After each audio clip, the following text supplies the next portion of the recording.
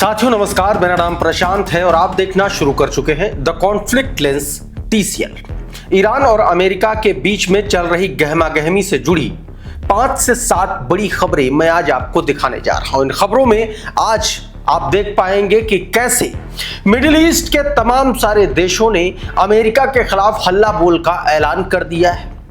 आपको मैं बताऊंगा कि किस तरीके से अब ईरान ने समंदर में अपनी नई ताकत का मुजाहिरा किया है।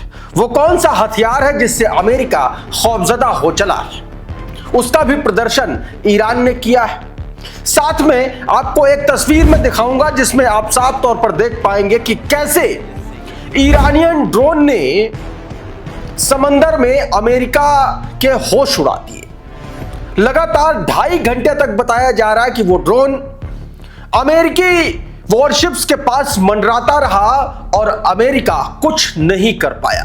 वो तस्वीरें, वो खबर भी मैं आपको दिखलाने की कोशिश करूंगा जो दावे किए जा रहे हैं। और इसके अलावा ईरान ने अपने दक्षिणी तटों पर किस तरीके से अपनी युद्ध की तैयारी कर रखी है उसकी ताजा तस्वीरें निकल के सामने आई हैं। वो तस्वीरें भी मैं आपको दिखलाने की कोशिश करूंगा। इसके अलावा और भी तमाम सारी बड़ी खबरें, उत्तर कोरिया ने किस तरीके से अमेरिका को धमकाया है उस पर भी बात, और साथ में एक बड़ी खबर इस बात को लेकर के कि क्या आने वाले 1 या 2 दिन में अमेरिका ईरान पर हमला कर सकता है। क्या एक बड़ा दावा निकल के सामने आया है पूर्व CIA अधिकारी के हवाले से। तमाम सारी खबरें हैं, दिखाने जा रहा हूं, लेकिन सबसे पहले एक खबर दिखाता हूं। जरा ये लेटर देखिए। इस लेटर का मजमून मैं आपको बता देता हूं। ये लेटर क्यों आया, इसके पीछे की पृष्ठभूमि आप समझिए। देखिए, इजराइल में अमेरिका का राजदूत है माइक हक्काबी, अमेरिका का ही एम्बेसडर है, इजराइल में रहता माइक हक्काबी। उसने टकर कार्लसन एक अमेरिकी जर्नलिस्ट है, अपना यूट्यूब चैनल चलाते हैं और अमेरिका और खास तौर पर डोनाल्ड ट्रंप की दादागिरी के खिलाफ एक तरीके से वो खबरें चलाए जाने के लिए जाने जाते हैं। टकर कार्लसन को दिए गए एक इंटरव्यू में माइक हक्काबी, जो अमेरिका का इजराइल में राजदूत है, उसने बेंजामिन नेतन्याहू के ग्रेटर इजराइल वाले प्लान का पहली बार खुलासा किया। और उस प्लान में यह बताया गया, यह कहा कि एक तरीके से नील नदी से लेकर के फराज नदी तक सारा का सारा इलाका अगर इजराइल हड़प लेता है तो भी किसी को कोई समस्या नहीं है। बस इसी बात पर तमाम सारे मुस्लिम देशों ने इजराइल और अमेरिका के खिलाफ हल्ला बोल का ऐलान कर दिया। और ये वो जो चिट्ठी आप देख रहे हैं, ये उसी हल्ला बोल की पहली तस्वीर है। इसको लेकर के दोस्तों, इसमें ये तमाम सारे देशों ने जबरदस्त तरीके से इस पूरे बयान की मजम्मत की है और कहा ये कभी भी होने वाला नहीं है। और ये बयान दोस्तों ऐसे समय में आया जब ईरान पर अमेरिका और इजराइल धावा बोलने के लिए तैयार बैठे। ठीक ऐसे समय में यह बयान आना मिडिल ईस्ट में अमेरिका और इजराइल की पोजीशन को तहस नहस करने वाला बताया जा रहा है। अशोक कुमार पांडे ने इस पर ट्वीट किया, आपकी स्क्रीन पर लिख रहे हैं कि इजराइल में अमेरिकी राजदूत माइक हक्काबी के बयान ने अरब जगत में तहलका मचा दिया है। टकर कार्लसन को दिए गए इंटरव्यू में हक्काबी ने कहा कि अगर इजराइल नील नदी से लेकर के फरात नदी तक सारा इलाका हड़प लेता है तो कोई समस्या नहीं है।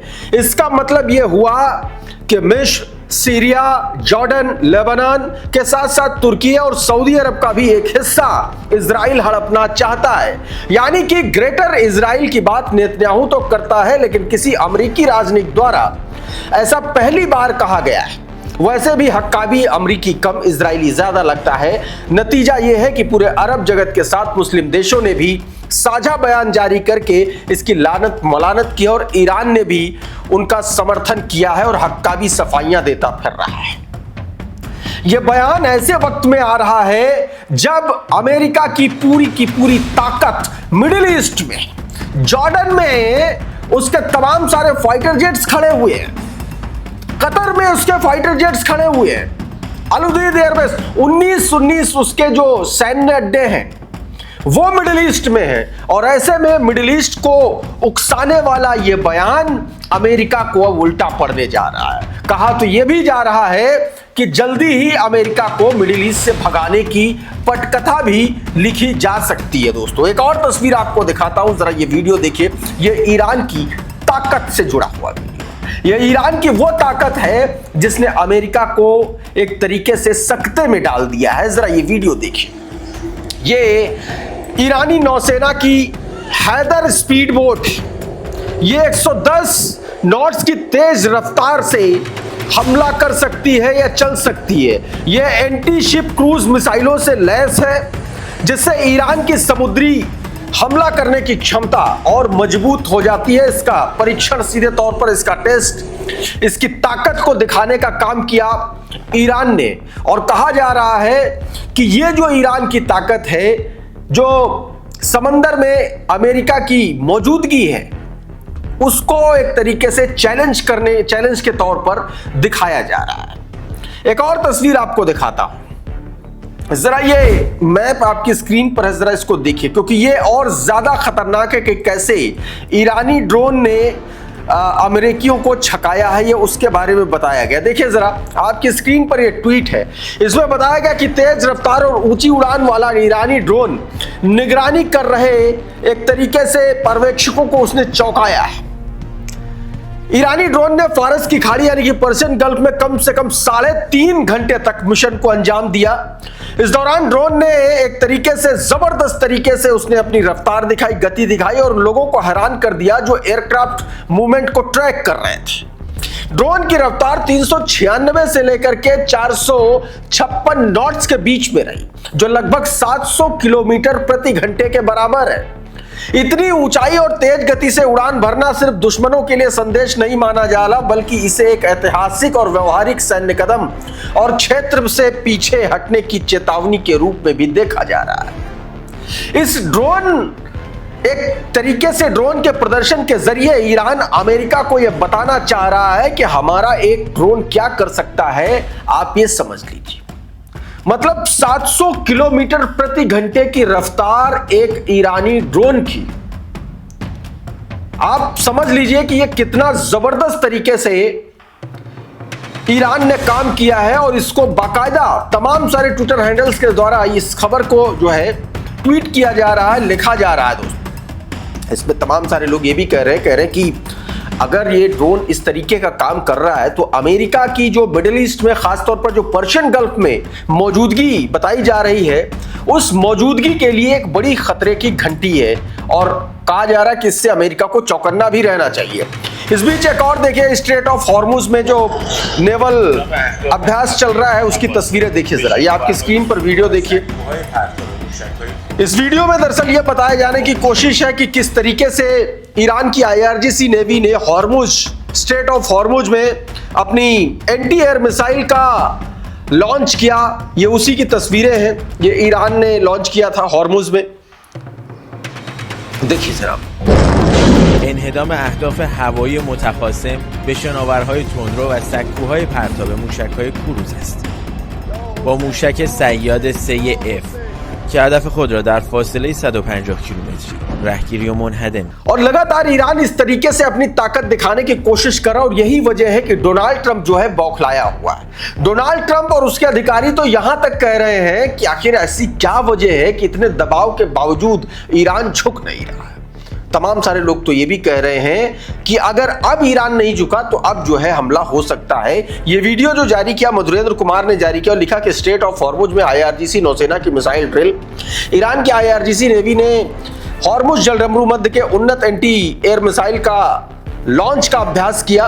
यह युद्धाभ्यास ऐसे समय में हो रहा है जब अमेरिकी super carrier USS Gerald R. Ford भूमध्य सागर में प्रवेश कर चुका है। भूमध्य सागर में वो प्रवेश कर चुका है। एक और तस्वीर आप ईरान की ताकत की देखें जरा। ये ईरान ने अपनी मौजूदगी बताया जा रहा है कि दक्षिणी तटों की ओर बढ़ा दिए। उसके ताजा विजुअल आप अपनी स्क्रीन पर देख सकते हैं। ये उसकी जो बैलिस्टिक मिसाइल्स हैं, इसमें खुर्रम शहर आपको दिख रही होगी, वो मिसाइल है। और तमाम सारे उसके जो हथियार हैं वो उसके ईरान के दक्षिण की तरफ जो है उधर भेजे जा रहे हैं, ऐसी खबरें निकल के सामने आ रही हैं। वसीम जैदी लिख रही हैं, ईरान ने अपने तटों और इराक के पास बैलिस्टिक मिसाइल लॉन्चर जो है वो तैनात कर दिए हैं। इस कदम से क्षेत्र में मौजूद अमेरिकी सैन्य ठिकाने और जहाज हमले की जद में आ सकते हैं, ये बात कही गई। अच्छा, एक और खबर है रशिया से ईरान की एक नई डील को लेकर के, जरा ये खबर देखिए।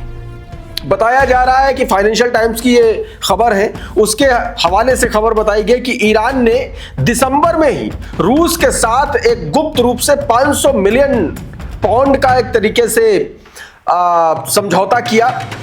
इस डील के तहत अगले 3 वर्षों में 500 वर्बा मिसाइल लॉन्चर और 2500 मिसाइलें रूस से हासिल की जाएंगी। ईरान जिस तरीके से अपने ताकत को बढ़ा रहा है, शायद यही वजह है कि अमेरिका भी एक बार संकोच कर रहा है। एक और एग्रीमेंट, एक और देखिए रशिया के साथ, जरा ये ट्वीट देखिए सुलेमान अहमद का।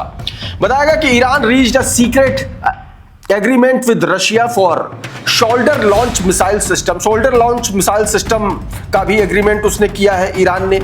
ये भी अपने आप में बड़ी बात। देखिए, एक तरफ अमेरिका ईरान को धमका रहा है और दूसरी तरफ ईरान जो है वो अपनी ताकत बढ़ा रहा है। सूत्र बता रहा है कि ईरान ने रूस के साथ गुप्त रूप से 500 मिलियन का एक तरीके से समझौता किया, जिसके तहत हजारों उन्नत जो है कंधे पर धारण करने वाली मिसाइलें हासिल करेगा। यानी कि वो मिसाइलें जो सीधे तौर पर उसके सैनिक जो आर्मी है उसकी वो भी इस्तेमाल कर सकती है। और इसीलिए ये कहा जा रहा है कि अब स्थितियां जो हैं अमेरिका के भी काबू से बाहर जा सकती हैं। अच्छा, एक और, चाइना ने भी उधर से बुरा हाल कर रखा है। ये तस्वीर देखिए जरा। ये वीडियो बताया जा रहा है कि चीनी सैटेलाइट ग्रुप जिलिन 1 से कैप्चर किया गया है। अटलांटा एयरपोर्ट का ये फुटेज बताया जा रहा है।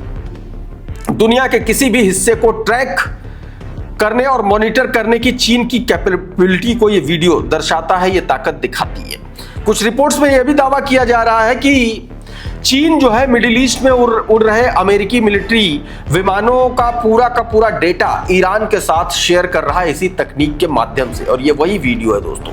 उमाशंकर सिंह ने ये वीडियो ट्वीट करते हुए इसके बारे में जानकारी दी। इधर दक्षिण कोरिया की तरफ से अमेरिका को जबरदस्त तरीके से धमकी दी गई।